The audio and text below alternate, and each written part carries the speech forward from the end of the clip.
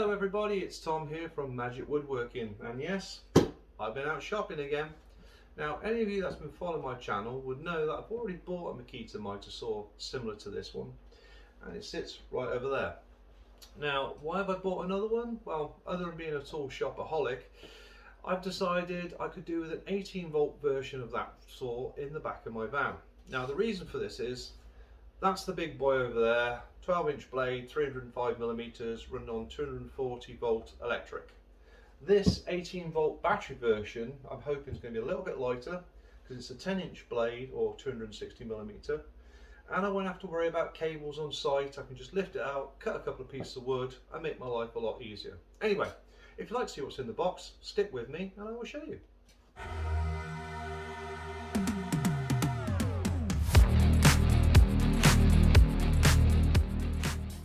So right, this is your first look at what's in the box.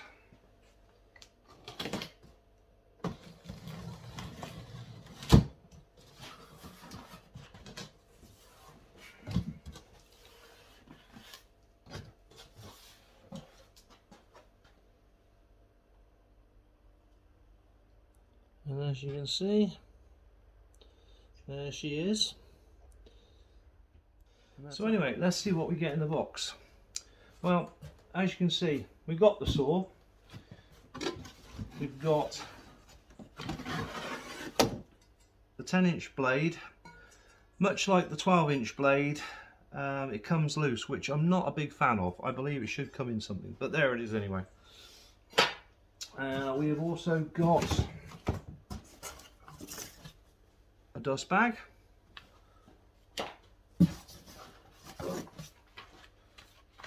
All the instructions and paraphernalia.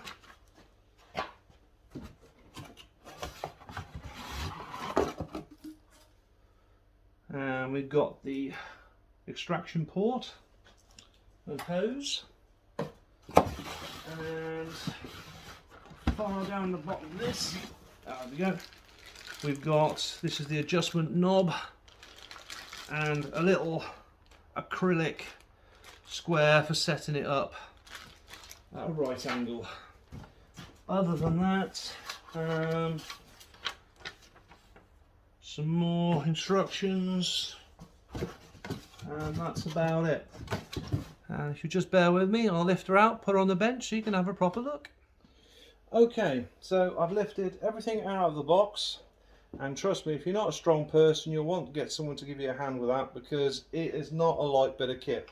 Although this is the smaller brother to the other one I bought, it's still a heavy tool.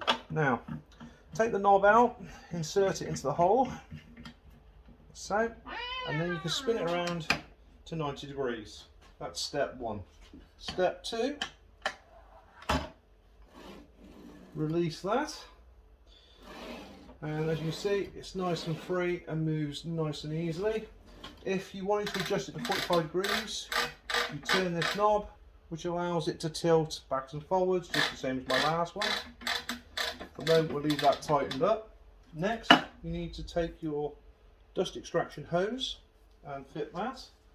Again, it's very simple. It just clips into place, like so, and like so. If I wanted to, I could put on the dust bag, but right now, I don't see any point. But anyway, so that's the blade to be installed next, and as I say, if you give me just a moment, I will install that and then show you through all the features of the saw. So as you can see, I fitted the blade now, and it's perfectly safe for me to touch the blade like this because I haven't installed the batteries yet, so there's no power. And little story, when the camera was off, that blade was an absolute nightmare to fit. For some unknown reason, the hex bolt was seized in spot. I think they must have over-tightened it at the factory or something. I had to put WD-40 on it to free it off, but yeah, long story short, that was a pig to fit, but it's on there now. Anyway, so let's install the batteries so we can get some power into this thing. They recommend the Makita 5Ah battery. You can use a 6Ah, just gives it more power. But yeah, as I say, shouldn't make much difference. While I'm thinking about it, as I've got you here, can I please ask you to give me a thumbs up if you're enjoying this video, and even better yet, subscribe. and hit the bell for notifications, so when you see my next video come up, you can watch it straight away. Right, let's have a test cut. Oh, that's powerful, I like that.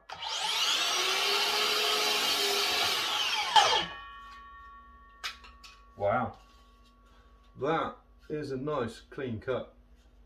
I'm actually very impressed with this. I think I prefer it over its bigger brother. Yeah, first initial impressions of this, I am very, very impressed. So, the small features of this saw. First of all, you've got your clamp, which I guess is okay if you're clamping down small pieces of wood, but me personally, I chuck it to one side. I don't see the point in it. Next, if you want to remove your fences, it's a simple thumb turn and it lifts straight off. Nice and easy operation.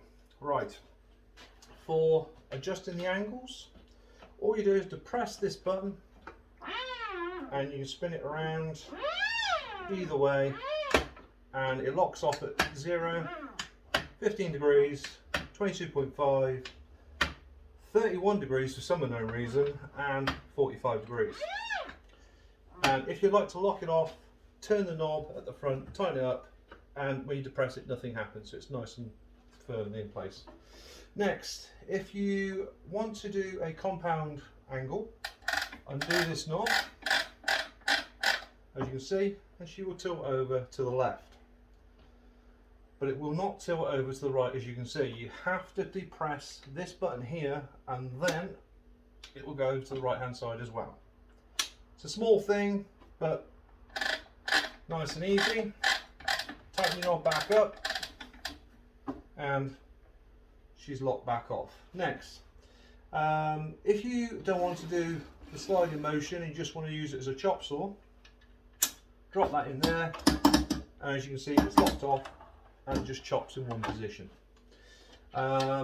If you're doing depth stops, the depth stop, I don't know how well you can see it, there's a bolt right here, and you turn it left or right to depend on the depth you want to go. Now, the way it works is you've got a black plate which in its present position has a hole in it, so it allows the blade to go all the way to the bottom and the stop goes through the hole. But if you want to go and use the depth stop, push it to the left hand side, hits on the plate, and as you can see there's a 1 inch gap between the base and the blade. And if you want to go back to chopping again, click it across and the blade goes all the way down. Nice little feature, stops a lot of messing around. If I spin it around,